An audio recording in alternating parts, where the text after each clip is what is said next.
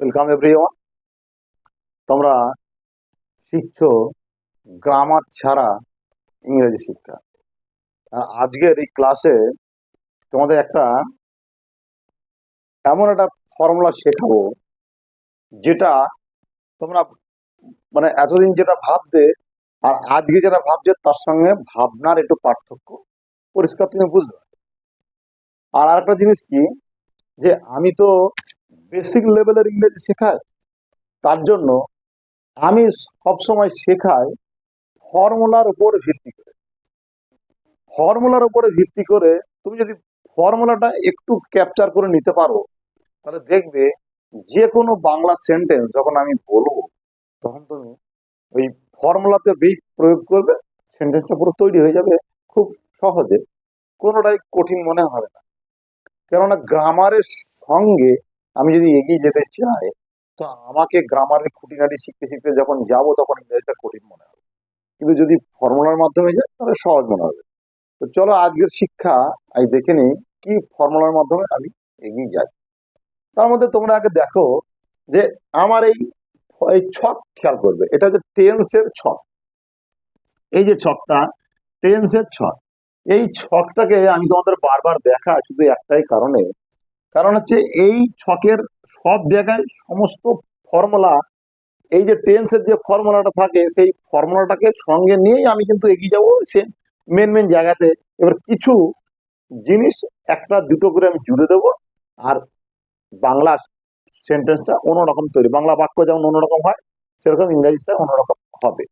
তো মেন আমার কিন্তু দরকার এই জায়গাটা। তার মধ্যে আজকে তোমাদের যেটা শেখাবো সেটা হচ্ছে, যখন আমি বাংলা কথার ভিতরে বলবো যদিও, তথাপি বা তবুও যখন আমি বলবো, তখন আমি কিভাবে ব্যবহার করবো। তথ্য, অ্যালথ, এই দুটো কথাকে আমি ব্যবহার করব। কিন্তু এই বাংলা বাক্য আমি যেটা বলবো সেটা সবসময় ওই যদিও, তবুও বা তথাপি থাকবে, কিন্তু দুটো সেন্টেন্স আমি একসঙ্গে বলবো। সেন্টেন্স সবসময় দুটোকে বলবো। আর আরেকটা কি, দুটো সেন্টেন্স বিপরীত হতে হবে। দুটো সেন্টেন্স একই রকম ভাবে যাবে না, দু রকমই যাবে। এখন আমি বলছি বলতে হবে, এই জন্য বলছি শেখার সুবিধার্থে, কিন্তু একই রকম ভাবে যাবে এরকম হয় না, ওই বিপরীত ভাবে গিয়েই সেন্টেন্সগুলো হয়। একটু উদাহরণ নিলে তুমি স্পষ্ট বুঝতে পারবে, দেখো তাহলে বুঝতে পারবে। তার মধ্যে একটা মনে রাখবে, দেখো যদিও এবং তবুও বাংলাতে যখন আমি বলবো তখন একদিকে যদিও বলবো, একদিকে তবুও বলবো, তথাপি বলবো। যেমন আমি বলি, দেখো যদিও সে বেশি পড়ে তথাপি বা তবুও ভালো রেজাল্ট করতে পারে না। এক্ষেত্রে দেখো বাংলায় যদিও এবং তবুও বা তথাপি প্রয়োগ হয়, কিন্তু ইংরেজির ক্ষেত্রে প্রয়োগ হবে না। ইংরেজির ক্ষেত্রে প্রয়োগ হবে, একটাই প্রয়োগ হবে, থো কিংবা অ্যালথো, দুটোর ভিতরে একটা প্রয়োগ হবে। সর্বপ্রথম সেন্টেন্স যখন শুরু হবে এই সর্বপ্রথম সেটা প্রয়োগ হবে। এই হচ্ছে এক নম্বর কথা। দু নম্বর কথা কি, দেখো ভালো করে, দেখো যদিও সে বেশি পড়ে, তাহলে সে পড়া করছে বেশি, তাহলে বেশি পড়লে কি ফলটা ভালো হবে তো। কিন্তু দেখো এখানে কি বলছি, তবুও, তবুও বা তথাপি ভালো রেজাল্ট করতে পারে না। তাহলে বিপরীত ক্রিয়া, দেখো বিপরীত, এই বাক্য আর ওদিকের বাক্য, দুটো বাক্য আমি বলেছি, দুটো বাক্য দেখো বিপরীত মুখী। যে কারণে আমি বলছি যে এই বিপরীতমুখী বাক্য হবে, যদিও এবং তবুও বা তথাপি এই কথা প্রয়োগ হবে, এরকম কথা প্রয়োগ হবে। সেক্ষেত্রে ইংরেজির ক্ষেত্রে কিন্তু এই যদিও আর তবুও দুটোর ক্ষেত্রে কিন্তু আলাদা আলাদা ওয়ার্ড প্রয়োগ হয় না। তাহলে হয় কি, একটাই প্রয়োগ হবে। কখন হবে না, সেন্টেন্স যখন শুরু করব সর্বপ্রথমে, এই একটা রুল। তাহলে যখন আমি সেন্টেন্স শুরু করব, এই যে যদিও সে বেশি পড়ে তবুও ভালো রেজাল্ট করতে পারে না, সেন্টেন্স যখন শুরু করব তখনই আমি এই থো কথাটা বসিয়ে দেব, কিংবা অ্যাল থো কথাটা আমি বসিয়ে দেবো। দুটোর ভিতরে যে কোনো একটা বসালেই হবে। এই হচ্ছে এক নাম্বার। দু নাম্বার কি ফলো করবে? দু নাম্বার রুলটা হচ্ছে কি না, আমি যে কথাটা বলবো সেটা কোন টেন্সের আছে আমি আগে দেখে নেব, সেই টেন্সের কথা আমি বলবো। এক্ষেত্রে আলাদা করে কোন রকম ওয়ার্ড বা ফর্মুলা যুক্ত হবে না। কোন ফর্মুলা যুক্ত হবে? যে সেন্টেন্সের কথা আমি বলবো, এই যে টেন্সের ভিতরে যে টেন্সের কথা আমি বলবো সেই টেন্সের ফর্মুলা যুক্ত কথা হবে। তাহলে দেখো, প্রথম কি হলো না, যদিও এবং তবুর ভিতরে একটা কথা বসবে শুরুতে, সেটা কি না, থো কিংবা এলথো।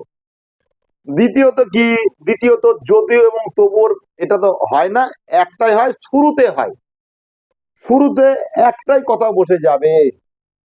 দ্বিতীয়ত কি হলো, যে কথাটা লেখা থাকবে সেটা টেন্স অনুযায়ী বসবে, ওই টেন্সের যে ফর্মুলা সেই ফর্মুলা অনুযায়ী বসবে। তাহলে কি বললাম, দেখো, সে বেশি পড়ে, তাহলে সে পড়ে, এই দেখো এই ঘরে সাবজেক্ট ভার্বের কথা, সে পড়ে, সে করে, সে খায়, সে যায়, সাবজেক্ট ভার্বের কথা, সে পড়ে। তাহলে দেখো, হি রিডস, তাহলে হি থাকলে ভার্বের সঙ্গে এস বাই এস যোগ হয়, জানো, তাই লিখে দিই হি রিডস। সে পড়ে কি, বেশি পড়ে, দেখো বেশি পড়ে, মোর, হি রিডস মোর। তাহলে আমি কিন্তু টেন্স অনুযায়ী বসিয়ে গেলাম। আচ্ছা, এবার কি, এবার একটা সেন্টেন্স আমার হয়ে গেল, এবার পড়ে থাকছে বাকিটা। বাকিটা এই মাঝে একটা কমা দেবো, কমা দেওয়ার পর বাকি সেন্টেন্সটা শুরু করব কিভাবে না, সেটা যে টেন্সে আছে সেই হিসাবে আমি যাব। তাহলে এখানে আছে কি, ভালো রেজাল্ট করতে পারে না, দেখো তে পারে না, তে পারে না, ফর্মুলা কি, তে পারে, তে পারে কি, ক্যান সাবজেক্ট, তারপরে ক্যান, তারপরে ভাব, তে পারে। তাহলে তে পারে না, করতে পারে না, তা তে পারে না কি, can not, can not subject, can not, তারপরে ভাব, ভাব, তে পারে না। তাহলে দেখো সাবজেক্ট ক্যান নট, ভাব, দেখো হি can not do better result. আমি কিন্তু দেখো যে সেন্টেন্স বলছি সেই সেন্টেন্সের যে ফর্মুলা, আমি সেই ফর্মুলা প্রয়োগ করে দিলাম এখানে। এখানেও যে টেন্সের ঘরের কথা আমি সেই টেন্সের ফর্মুলা প্রয়োগ করলাম।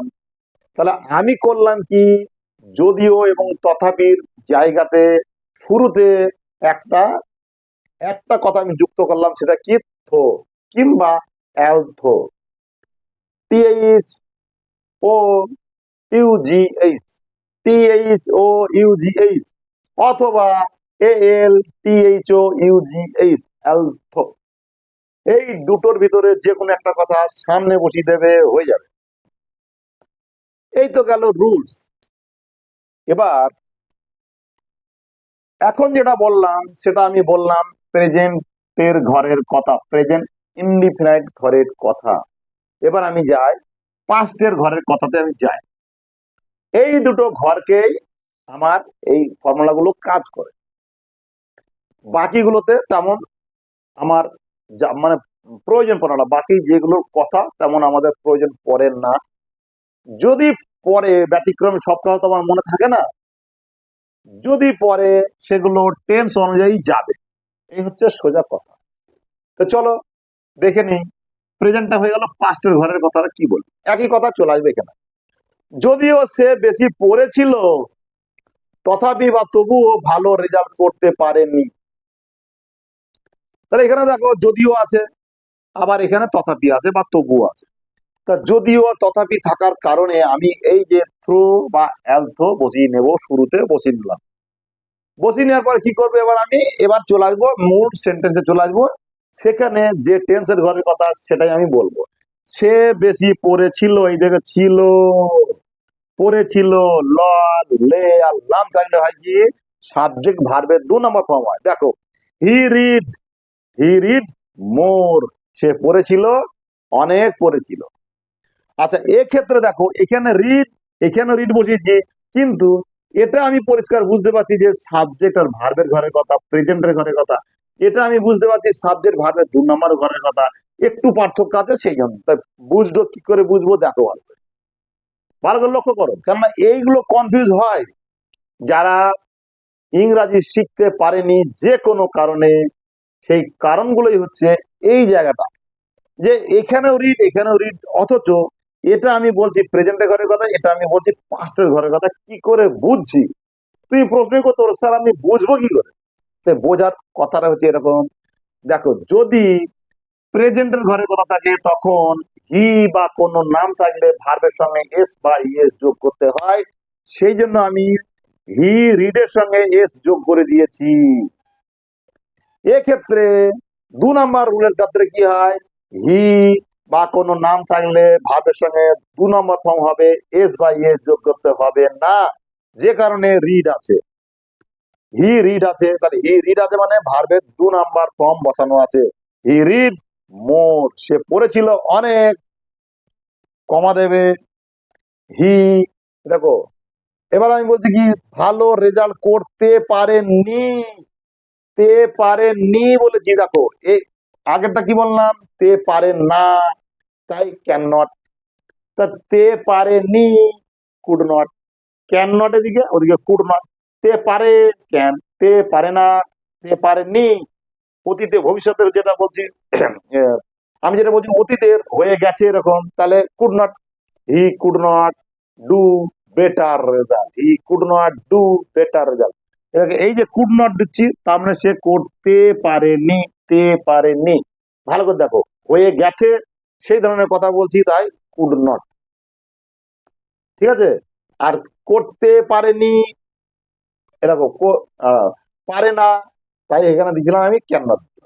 এই যে ক্যান নট আর কুড নটের পার্থক্যের জন্য দুটো জিনিস দেখে গেলে, প্রেজেন্ট এবং পাস্ট দুটো আলাদা আলাদা জিনিস বুঝে গেলে, এই বোঝার জন্য এই ক্লাসটা আমার আনা।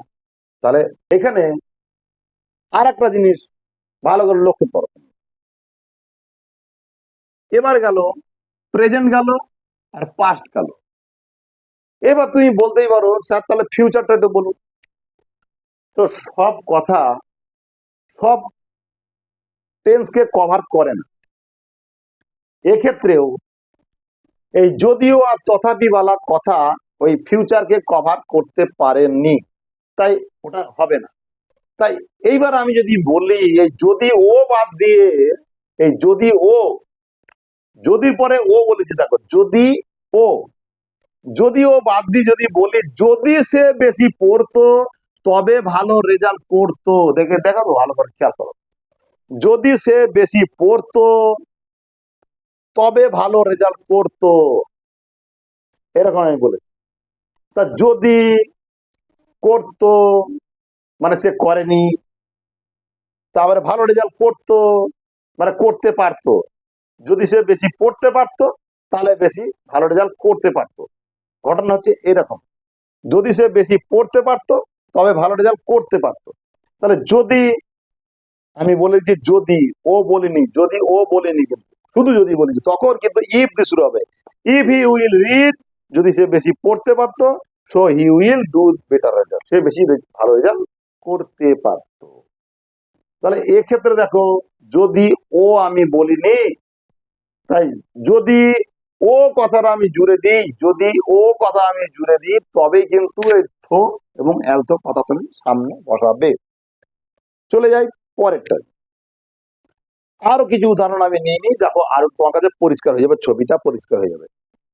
যদিও সে একজন ভালো ছাত্র, বা যদিও সে একজন মেধাবী ছাত্র, তবুও সে ইংরাজি বলতে পারে না। দেখো ভালো করে, যদিও সে একজন ভালো বা মেধাবী ছাত্র তবুও সে ভালো ইংরাজি বলতে পারে না। তাহলে যদিও ভালো ছাত্র তবু ইংরাজি বলতে পারে না, যদিও এবং তবুও কথার ভিতরে আছে, সেই জন্য আমি এই থো বা আলতো কথাটা প্রথমে টেনে নেবো, প্রথমে আমি টেনে নিলাম থো। এবার হয়ে গেল আমার কাজ, শুরুটা কাজ হয়ে গেছে। এবার আমি কি করবো, টেন্স অনুযায়ী কথাটা আমি বলবো। সে একজন ভালো ছাত্র, he is a good student, he is a good student. তা সে একজন মেধাবী ছাত্র, he is a genius student, সে একজন মেধাবী ছাত্র। আচ্ছা, এবার আমি বলছি তবুও সে ইংরেজি বলতে পারে না, তবু ওটা আর দরকার পড়বেন না, কমা দেবো। তবু ওর খেলা শেষ, যেটা বাংলার দরকার পড়ে সেটা ইংরেজি দরকার পড়ে না। এবার কি বলবো, সে ইংরেজি বলতে পারে না। দেখো, তে পারে না, তে পারে, তে পারে ক্যান, তে পারে না ক্যান নট, তে পারে ক্যান, তে পারে না can not. He can not speak English, সে ইংরাজি বলতে পারে না। সে যদিও সে ভালো ছাত্র, তবু ইংরেজি বলতে পারে না। দেখো, যদিও এবং তবুও এই কথা দুটো থাকলে শুধু একটা কথার সামনে আমি এনে দেব, আর বাকিগুলো টেন্স অনুযায়ী আমি চলে যাব, আমার সেন্টেন্স তৈরি, মাঝে একটা কমা দিল। ঠিক আছে, এবার চলে আসি আর একটা উদাহরণ। দেখো, বুঝতে পারবে, তোমাদের কাছে আরো পরিষ্কার হয়ে যাবে। তো he is, he, the man, he is বলছি, দি ম্যান ইজ পোর।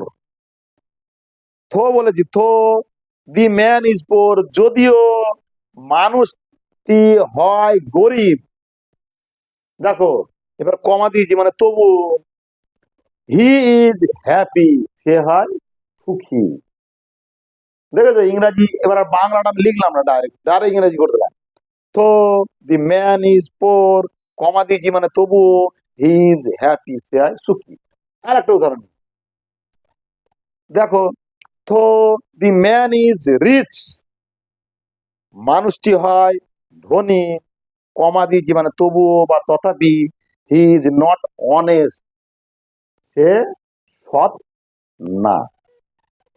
তাই এই যে যদিও এবং তবুও বা তথাপি যদি কোনো বাংলা বাক্যের ভিতরে থাকে, তখন শুধুমাত্র থো বা অ্যালথো কথাটা সামনে টেনে নেবে এবং মিডলে একটা কমা দেবে এবং সেন্টেন্স গুলোকে টেন্স অনুযায়ী নিয়ে যাবে, দেখবে সেন্টেন্স তৈরি হয়ে যাবে। এরকম বহু বহু বাংলা বাক্য আছে যেগুলো দুটো বাক্য একসঙ্গে আমরা বলি, মিডলে কিছু কিছু জিনিস দিয়ে যুক্ত করা থাকে। এরকম বহু ইংরাজি সেন্টেন্স কি কি দ্বারা যুক্ত থাকে এবং কিভাবে সেগুলোকে তৈরি করলে আমাদের সহজ মনে হবে, তার প্রত্যেকটা ক্লাস আমি তোমাদের একটা একটা করে আনবো এবং তোমরা এভাবে শিখতে থাকবে ফর্মুলার মাধ্যমে ইংরাজি। তবে একটা জিনিস মনে রেখো, এই যে টেন্স জানো তোমরা অবশ্যই, যারা যারা ইংরাজি শিখতে চাও অন্ততপক্ষে একটা, যে মার্কেট থেকে একটা চটি বই, মানে পাতলা বই, মাস্টার অফ টেন্স জাতীয় বা যে কোনো ক্লাসের, দেখবে এই যে টেন্স যেটা থাকে, টেন্সের ফর্মুলা কটা তুমি একটু জেনে নেবে, দেখবে তোমার পক্ষে বুঝতে খুব সুবিধা হবে। আর যারা ভাবছো না টোটালটা আমার কাছ থেকে শিখবে, তাদেরকে বলি আমার চ্যানেলটাকে সাবস্ক্রাইব করবে। দিন নিচে তোমার যখন তুমি ইউটিউব দেখবে, দেখবে নিচে সাবস্ক্রাইব বলে একটা জায়গা আছে, সেখানে হাত দেবে, দেওয়ার পরে দেখবে উপরে তুমি যতজনকে সাবস্ক্রাইব করেছো সবার ওখানে তোমার সেই লোগোগুলোকে দেখা দেবে। সেই লোগোগুলো যখন দেখা দেবে তখন দেখবে আমার একটা লোগো আছে, ম্যাকনাথ, দেখবে একটা গ্লোব আছে, গ্লোবের সঙ্গে ম্যাকনাথ আছে, সেখানে টাচ করবে, দেখবে আমার সমস্ত ভিডিও ওখানে তুমি পেয়ে যাবে এবং সেখানে আমি টেন্স সম্বন্ধে একটা থাম্বনেল আমার দেওয়া আছে, সেই ভিডিও তুমি দেখে নেবে, দেখবে টেন্স সম্বন্ধে টোটালটাই দেওয়া আছে, এই যে টেন্স সব দেওয়া আছে, দেখে নেবে। তবুও বলি, যদি সেটাও তোমার হয়তো সেই মুহূর্তে তোমার সময় হচ্ছে না বা তুমি ভুলে যাও, দেখবে আমি যখন ক্লাস করাই তখন তোমাদের ভিতরে এই ঘরের কথাটা আমি মোটামুটি প্রায় ফর্মুলাটা উল্লেখ করে দিই। এই যে এখন যেমন আমি এই যে কথাটা উল্লেখ করলাম, এরকম ফর্মুলা উল্লেখ করে দিই। তাই আমার ক্লাসগুলো তুমি দেখতে থাকবে, দেখবে আমি সবসময় যখন যে কথাটাই বলি না কেন ফর্মুলাটাকে উল্লেখ করে দিই, শুধুমাত্র বোঝার সুবিধার্থে। আর আমি তো এই ফর্মুলার মাধ্যমে ইংরেজি শেখাই, তাই ফর্মুলাটাকে বলে দেওয়া আমারও একটা কর্তব্য আছে তোমাদের শেখানোর জন্য। তো আজকের ভিডিও এইটুকুই, ভালো থেকো, সুস্থ থেকো।